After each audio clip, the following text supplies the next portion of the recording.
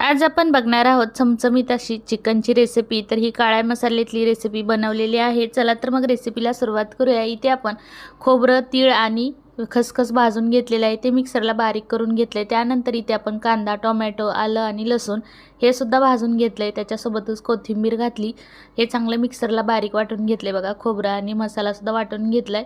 तर 1 किलो चिकनसाठी इथं 4 पळी एवढं तेल घालून घेतलंय। त्यामध्ये खडा मसाला घालून घेतलाय, तमालपत्र, दालचिनी, लवंग आणि चक्रीफूल घालून घेतले। आता यामध्ये आपण बारीक जो वाटून घेतलाय कांदा, लसूण मसाला तो घालून घेतलाय। कांदा, टोमॅटो, आलं आणि लसूण आहे यामध्ये सर्व भाजून घेतलं होतं। आता ते परतून घ्यायचंय, तेल सुटेपर्यंत परतून घ्यायचंय। नंतर आपण भाजून घेतलेलं खोबरं, खसखस आणि तीळ हे सुद्धा सर्व भाजून घेतलेलं होतं। आणि हे बघा, तेल सुटत आलेलं आहे। यामध्येच आता आपल्याला घालायचा आहे मसाला जो काळा मसाला आहे तो घालून घेतलाय, याला चिसूर म्हणतात। तर आता इथे आपण 2 मोठे चमचे एवढा घालून घेतलाय। आपल्याला आता डायरेक्ट चिकन शिजवून घ्यायचंय।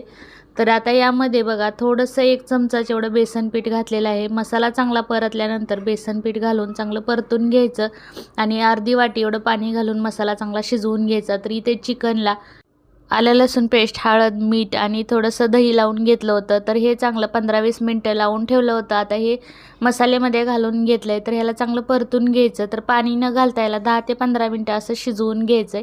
हे बघा, मसाल्यामध्ये चांगलं परतून घेतलंय। आता त्याच प्लेटमध्ये पाणी ठेवलंय वरती आणि शिजायला ठेवलंय। बघा, छान तेल सुटलेलं आहे आणि यामध्ये घालायचा आहे थोडासा गरम मसाला। तर छोटा चमचा गरम मसाला घातलेला आहे। आता कोथिंबीर घालायची बारीक चिरलेली आणि सगळीकडून परत हलवून घ्यायचे आणि परत आपण झाकण ठेवून शिजवून घ्यायचे।